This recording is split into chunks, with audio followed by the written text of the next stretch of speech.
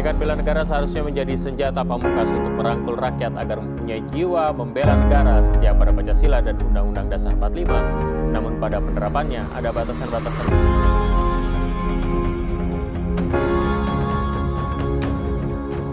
Presiden Joko Widodo menaikkan peraturan pemerintah nomor 3 tahun 2021 tentang peraturan pelaksanaan Undang-Undang nomor 23 tahun 2019 tentang pengelolaan sumber daya nasional untuk pertahanan negara.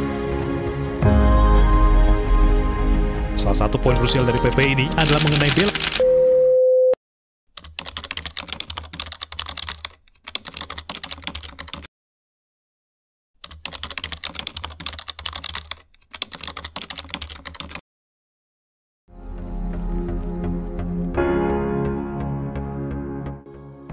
Perkenalkan, nama saya Resla Patrick.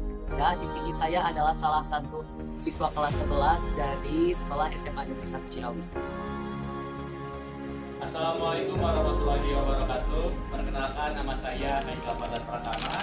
Usia saya sekarang 21 tahun lebih dan saya sekarang sedang menjenjang dunia pendidikan di semester 7.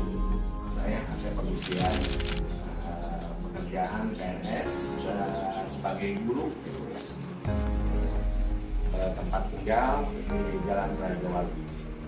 Usia mungkin sebentar lagi mau mendekati pensiun. Sekian.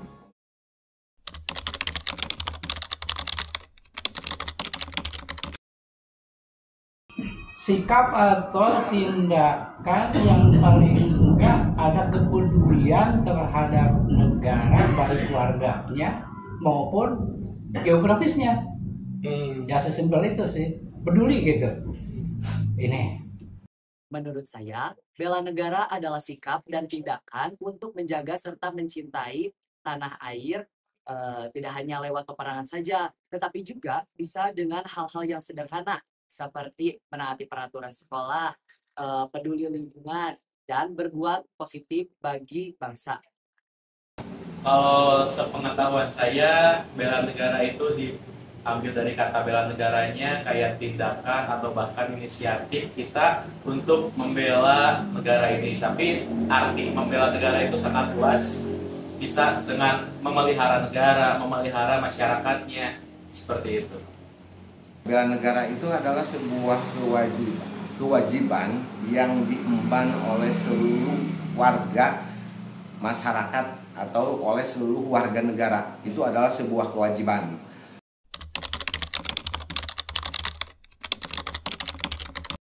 Ini cerita tentang Siskamling. Oke. Waktu itu saya usia 16 tahun ya. Salah habis pulang makan, setelah makan buang BAB di tempat umum, lagi buang BAB terdengar letusan. Ternyata katanya itu gudang bahan peledak roket proyek Menang Dahana meletus. Setengah jam, 1 jam setelah itu orang berbondong-bondong panik pada mengungsi melewati depan rumah saya. Saya tidak ikut mengungsi, tapi bertahan. Bertahan dengan maksud ingin jaga keamanan lah, keamanan lingkungan sendiri. Waktu itu bertiga, lalu kita berinisiatif menggotong bangku yang biasa nongkrong di tempat jualan bakso, bangku panjang kayu, ditaruh di pertigaan jalan. Kita nongkrong di situ. Nah, saya terboosting rasa, wah ini bela negara nih, jaga keamanan lingkungan gitu kan. Akhirnya saya tertidur di jalanan itu dan dibangunkan jam 7 pagi oleh guru saya, guru SMP. Ya, kayaknya kalau itu sisi Siskamlingnya. Saya pernah mengikuti kerja bakti di sekolah dan lingkungan rumah saya.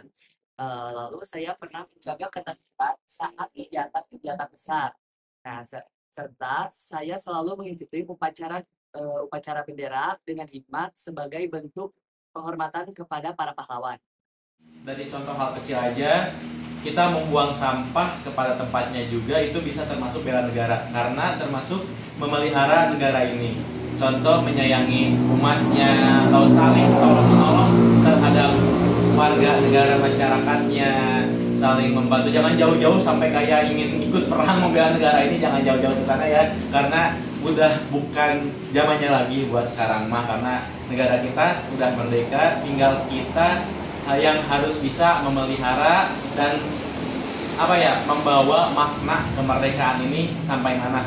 Nah, untuk Bapak, pengalaman Bapak sebagai ASN juga, bela negaranya itu difokuskan kepada tugas tupoksi Bapak sebagai ASN gitu. Karena Bapak sebagai ASN di sini tupoksinya yaitu bekerja di dalam bidang pendidikan, mencerdaskan bangsa, maka wujud bela negara Bapak itu adalah mencurahkan segala energi, segala daya upaya, segala hal yang Bapak bisa berikan kepada negara, bisa diberikan kepada bangsa, yaitu untuk mencerdaskan bangsa anak-anak.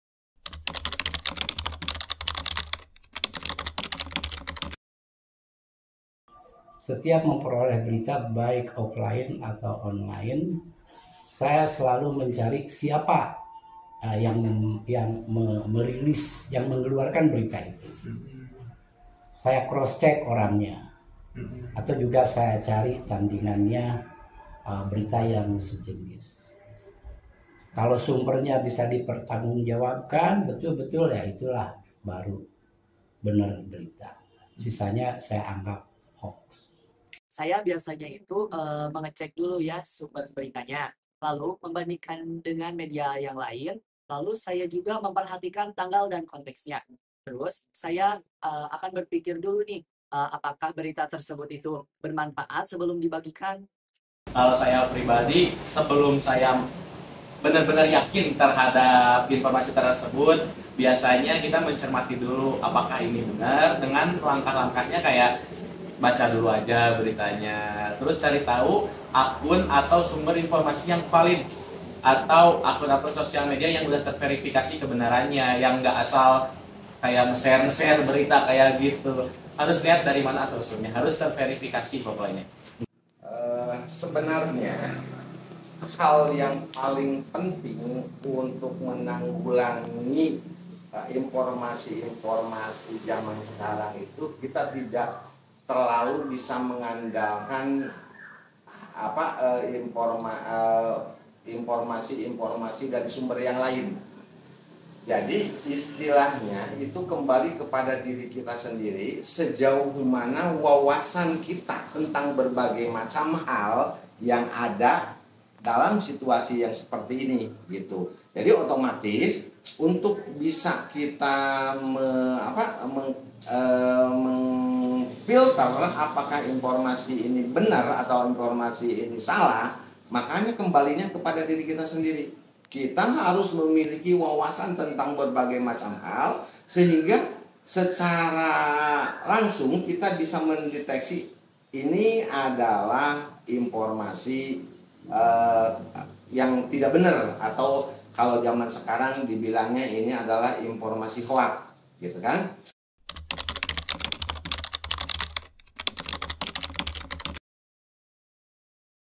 Bangsa Indonesia, oke ya. Saya ilustrasikan kondisi saat ini antara offline dan online. Ini menurut sosial media.